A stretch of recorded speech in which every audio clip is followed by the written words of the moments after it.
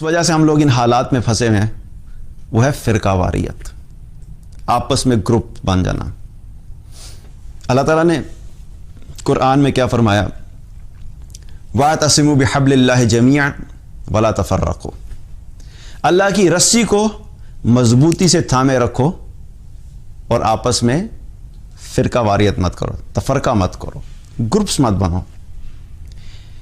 اور اللہ تعالیٰ نے یہ جو قرآن دیا ہمیں، حقیقت میں ہمارا جو کنیکشن پوائنٹ ہے وہ قرآن ہی بنتا ہے۔ اس کا بھی حل کیا ہے کہ اللہ تعالیٰ نے پہلے ہی بتا دیا وَاعْتَصِمُوا بِحَبْلِ اللَّهِ جَمِيعًا، اللہ کی رسی کو مضبوطی سے تھامے رکھو۔ جب تم اللہ کی رسی کو مضبوطی سے تھامے رکھو گے تو فرقہ واریت خود ہی ختم ہو جائے گی۔ آج کیا ہو رہا ہے کہ مسلمان ہی قرآن کے اوپر نہیں آ رہے، مسلمان ہی ایک قرآن کی تعلیمات کے اوپر اکٹھے نہیں ہو رہے۔ تو جب تک ہم قرآن کی تعلیمات پہ اکٹھے نہیں ہوں گے تب تک ہمارے اندر سے فرقہ واریت بھی ختم نہیں ہو سکتی۔ اور ایک حدیث میں آتا ہے، نبی صلی اللہ علیہ وسلم نے فرمایا کہ اس قرآن کا ایک سرا اللہ کے ہاتھ میں ہے اور دوسرا سرا ایمان والوں کے ہاتھ میں ہے، ایمان والوں کے ہاتھ میں۔ تو آپ سوچئے کہ اللہ کے ہاتھ میں اگر ایک سرا اور دوسرا سرا اگر ہم مضبوطی سے پکڑے رکھیں گے تو اللہ تعالیٰ ہمیں دنیا میں بھی ہر قسم کی گمراہی سے بچائے گا۔ لیکن یہ جس نے یہ سرا چھوڑ دیا تو پھر اس کے لیے کوئی گارنٹی نہیں ہے کہ وہ گمراہی سے بچے گا کہ نہیں بچے گا۔ گارنٹی اس کے لیے کہ جس نے قرآن کو مضبوطی سے پکڑا ہوگا۔ تو اس لیے زندگی میں کیا ہو، جو کچھ بھی ہو، no matter what happens in your life, اپنی زندگی میں قرآن کو کبھی نہیں چھوڑنا۔ اگر قرآن سے ہم دور ہو گئے تو ہم اسی جگہ یہی حالات ہوں گے جس میں ہم اس وقت موجود ہیں۔ اور اس کا مطلب یہ نہیں ہے کہ مسلمان آپس میں کسی بات کے اوپر مختلف رائے نہیں رکھ سکتے۔ ہم اکثر اس میں کنفیوژن میں کا شکار ہو جاتے ہیں کہ جی دو رائے ہیں اگر تو مسلمان ہی آپس میں بٹے ہوئے ہیں۔ عین ممکن ہے کہ کسی ایک حکم کے اوپر ایک انسان ایک نبی صلی اللہ علیہ وسلم کے ایک طریقے کو لے رہا ہو اور دوسرے لوگ جو ہیں وہ دوسرے طریقے کو لے رہے ہوں۔ اگر دونوں چیزیں سنت سے ثابت ہیں تو اس میں کوئی حرج کی بات نہیں ہے کہ کوئی ایک طریقہ لے رہا ہے اور کوئی دوسرا طریقہ لے رہا ہے، لیکن اس کی بنیاد کے اوپر ایک دوسرے سے نفرت نہیں کرنی، ایک دوسرے کو حقیر نہیں سمجھنا، ایک دوسرے کو نیچا نہیں دکھانا، اپنے آپ کو ٹھیک سمجھ کے دوسرے کو غلط سمجھنا، یہ چیز ہم نے نہیں کرنی۔ اور اس کے بہت سی ایگزامپلز موجود ہیں صحابہ کے دور میں کہ صحابہ بھی بہت سی چیزوں میں مختلف اعمال کیا کرتے تھے۔ روزے کی ایگزامپل لے لیں، سفر کی حالت میں روزے کا کیا حکم ہے؟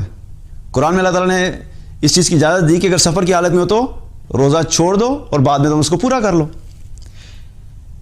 تو اس سے کیا پتہ لگتا ہے کہ سفر کی حالت میں روزہ نہیں رکھنا چاہیے، بعد میں رکھ لینا چاہیے۔ ابن عباس رضی اللہ عنہ فرماتے ہیں کہ ہم رسول اللہ صلی اللہ علیہ وسلم کے دور میں جب سفر میں ہوتے تھے تو ہم میں سے کچھ لوگ ہوتے تھے جو روزے کی حالت میں ہوتے تھے اور کچھ لوگ ہوتے تھے جو روزہ نہیں رکھے ہوئے ہوتے تھے۔ جو لوگ روزے کی حالت میں ہوتے تھے وہ نہ رکھنے والوں کو ملامت نہیں کرتے تھے اور جنہوں نے نہیں رکھا ہوتا تھا وہ رکھنے والوں کو ملامت نہیں کرتے تھے۔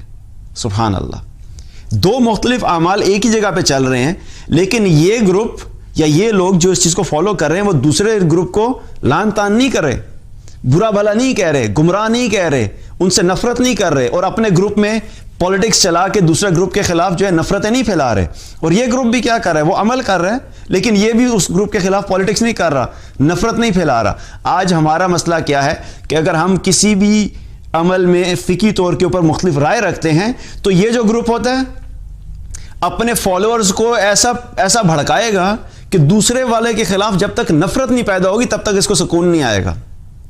یا یہ دوسری طرف یہ والا گروپ اس ڈیفنس میں اتنا آگے چلا جائے گا کہ جب تک یہ اپنے لوگوں میں نفرت نہیں پھیلائے گا اس کو بھی سکون نہیں آئے گا۔ اور الٹیمیٹلی ہو کیا رہا ہے؟ ادھر بھی مسلمان ہے اور ادھر بھی مسلمان ہے، یہ اس کو نفرت سے دیکھتا ہے اور یہ مسلمان اس کو نفرت سے دیکھتا ہے، یہ اس کو گمراہ کہہ رہا ہے اور یہ والا اس کو گمراہ کہہ رہا ہے۔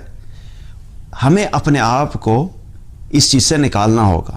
اگر کسی کی مختلف رائے ہے تو آپ اپنی رائے اس کے سامنے رکھ دیجئے، دیٹس اٹ۔ لڑائی جھگڑا کرنا، دوسرے کے اوپر فتوے بازی کرنا اور غصہ کرنا، نفرت کرنا، اشتعال پھیرانا لوگوں کو، یہ سب چیزیں اسلام میں منع ہے، ہمیں اس چیز سے بچنا ہے۔ آج اسی وجہ سے ہم لوگ کیا ہے کہ اس فرقہ واریت کا شکار ہے کہ ہمارے اندر ایک تو علم کی کمی، دوسرا صبر کوئی نہیں، کیونکہ ہماری رائے کے خلاف جب کوئی چیز جاتی ہے تو ہمیں ویسے ہی ہضم نہیں ہوتی۔ ہم یہ سمجھتے ہیں کہ ہم وہ کہتے ہیں آئی ایم مسٹر نو آل، کہ جو مجھے پتہ ہے سب کچھ مجھے ہی پتہ ہے، باقی کسی کو کچھ نہیں پتہ۔ تو ہمیں اس سے نکلنے کے لیے بھی کیا ہے کہ ہمیں اس ڈسکشن میں نہیں پڑھنا، نفرت نہیں پھیلانی، کبھی کسی مسلمان کو دوسرے مسلمان کے خلاف بھڑکانا نہیں ہے. ایک چیز آپ یاد رکھو, آپ کو بہت سے لوگ ملیں گے جو ظاہری طور پہ دیندار نظر آئیں گے, آپ کو لیکچر دیتے ہوئے نظر آئیں گے, حلیہ بھی دیندار ہوگا, داڑھی بھی رکھی ہوئی ہے, ٹوپی پہنی ہوئی ہے, امامہ پہنا ہوا ہے, اور سنت کی بڑے بڑے دعوے چل رہے ہیں, لیکن حقیقت میں آپ لیکچر سنیں گے تو لیکچر سننے کے بعد آپ کے اندر فیلنگ کیا ہوگی؟ آپ کو یوں لگے گا کہ بس باقی لوگ سارے کیا ہیں, گمراہ ہیں, لیکن ہے مسلمان لیکن گمراہ ہے. فیلنگز آپ کے اندر اگر نیگیٹو آ رہی ہیں, کوئی بھی چیز جو آپ سن رہے ہو, پڑھ رہے ہو, دیکھ رہے ہو, ڈسکس کر رہے ہو, ایک لٹمس ٹیسٹ اس کا کیا ہے کہ اگر آپ کے اندر دوسرے مسلمانوں کے لیے نفرت پیدا ہو رہی ہے, وہ پڑھنے کی وجہ سے, سننے کی وجہ سے, تو اس کو چھوڑ دو, اس کو چھوڑ دو, کیونکہ یہ رسول اللہ صلی اللہ علیہ وسلم کی تعلیمات میں سے نہیں ہے کہ دوسرے مسلمان کے خلاف نفرت پھیلائی جائے. تو جو بھی چیز آپ کے اندر نفرت پیدا کر رہی ہے اس کو چھوڑیں. جب ہم اس نفرت کو ختم کریں گے تو آہستہ آہستہ ہم پازیٹیوٹی کی طرف جائیں گے.